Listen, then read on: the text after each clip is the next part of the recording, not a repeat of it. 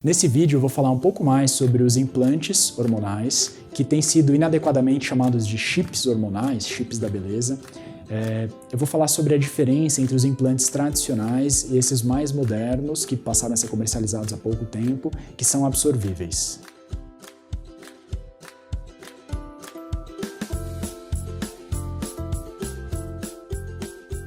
Esse vídeo é complementar a um primeiro vídeo bem mais longo e detalhado em que eu explico extensamente, em todos os detalhes, o que são esses chips, esse termo inadequado, chip da beleza, o porquê, de onde vem, quais são as indicações, que perfil de mulher que pode se adaptar bem, para quem é indicado, quais são as contraindicações, efeitos colaterais, enfim, bem detalhadamente. Caso você tenha caído direto aqui, eu recomendo que pare e volte nesse primeiro vídeo, assista ele inteiro. Ele está disponível no nosso canal do YouTube, acessando lá o canal Dr. Igor Padovese, tem a playlist de implantes hormonais. Você pode jogar meu nome no Google, cair no nosso site, também está na página de implantes hormonais. E esse vídeo aqui é complementar para falar especificamente sobre a diferença dos implantes absorvíveis versus os tradicionais. Tradicionalmente, esses implantes são produzidos e comercializados pela Elmeco, que é a farmácia de manipulação do Dr. Elcimar Coutinho. Eu falo bastante sobre isso nos outros vídeos desse assunto. E mais recentemente, algumas outras farmácias de manipulação passaram a produzir a gestrinona na forma de pellets, chamados assim, que são implantes absorvíveis, que são menores. Eu mostro aqui nessas imagens a diferença entre o implante tradicional, que é um tubinho de silicone que é colocado no tecido subcutâneo, e o implante mais moderno, enfim, que ele é diferente, que é um implante absorvível, que vem dentro dessa ampolinha que está aqui nessa outra imagem. Também é colocado da mesma forma, mas ele tem a vantagem de não precisar ser retirado. A inserção dos implantes, de modo geral, costuma ser muito tranquila, no consultório com uma anestesia local, por uma agulha um pouco mais calibrosa, os implantes passam por dentro delas, tem mais ou menos 3 a 4 milímetros de diâmetro, mas os implantes tradicionais têm a desvantagem que eles precisam ser retirados depois. Os tubinhos de silicone têm que ser removidos e a retirada tende a ser um pouco mais chata, um pouco mais incômoda para a mulher.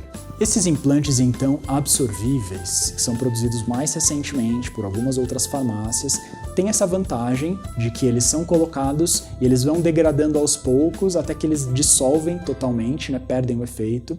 Eles, de modo geral, vão durar de 4 a 6 meses, enquanto os implantes tradicionais têm a duração de 1 ano. Isso eu estou falando dos implantes de gestrinona, que é esse do apelo do chip da beleza, que é um termo inadequado, conforme eu explico no outro vídeo, mas eu estou falando especificamente da gestrinona. Existem implantes hormonais de testosterona, de estradiol, que podem ser usados também junto no tratamento como coadjuvante ou para tratar outras coisas, mas estou falando especificamente desses. O implante clássico, então, o tubete de silicone da Elmeco, ele é prescrito conforme o peso da paciente e eles são inseridos na nádega, duram 1 ano, e a grande questão é que com esses implantes na dose, que já se conhece a dose correta, a gente consegue garantir a anticoncepção, ou seja, garantir que a mulher não ovule.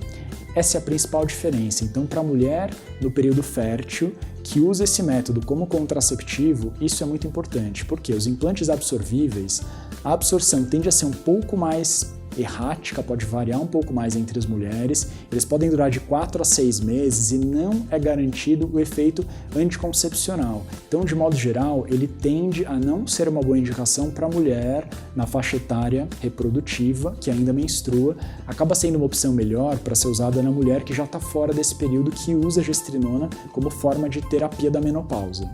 Então a grande vantagem desses implantes absorvíveis é o fato deles não precisarem ser retirados, eles vão dissolvendo até terminar e eles também têm um valor inferior, porém, como eles duram menos tempo, fazendo a conta, o custo sai praticamente a mesma coisa, o implante absorvível mais barato para durar 6 meses, o implante tradicional custa o dobro e dura 1 ano. Então na prática o custo não é uma diferença muito grande, a questão é a retirada.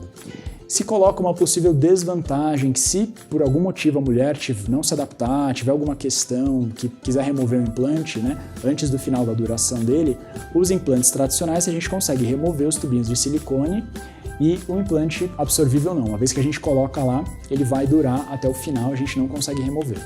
Então, por fim, os implantes absorvíveis são mais novos, não são os tradicionais, que tiveram validação, com os quais os estudos foram feitos. Já são poucos os estudos existentes com a gestrinona, né? Com esses mais novos praticamente não tem. Então tem uma certa particularidade relacionada a isso, mas o que a gente vê na prática que pode ser uma boa opção é a gente só usa na mulher que ainda está no período fértil se ela tiver algum outro método mais seguro, como idealmente um DIU de cobre. Por que de cobre não Mirena? Até serve Mirena, mas o Mirena tem uma pequena dose de hormônio ainda e não faz sentido usar, por exemplo, um implante junto com o anticoncepcional, que seria basicamente a mesma coisa, e eles têm efeitos contrários sobre a testosterona, um anularia o outro.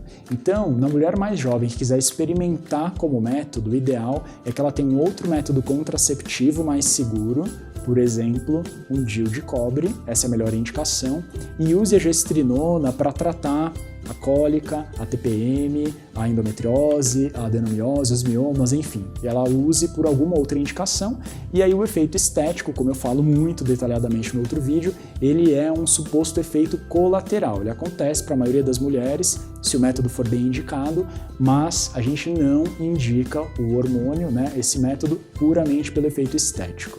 Então, na prática, eu sempre explico detalhadamente isso para as pacientes no consultório, né?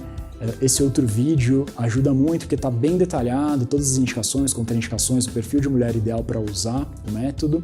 E a diferença entre o tipo de implante varia um pouco o custo, mas varia a duração, tem essa particularidade em relação à anticoncepção. Então, na prática, a gente acaba escolhendo junto, mas está explicado aqui no vídeo basicamente qual é a diferença e o que a gente leva em consideração para escolher um ou outro. Eu espero que esses vídeos todos, né, sobre os implantes tenham ajudado a esclarecer, sendo que é um tema muito polêmico, tem nada praticamente de informação confiável na internet.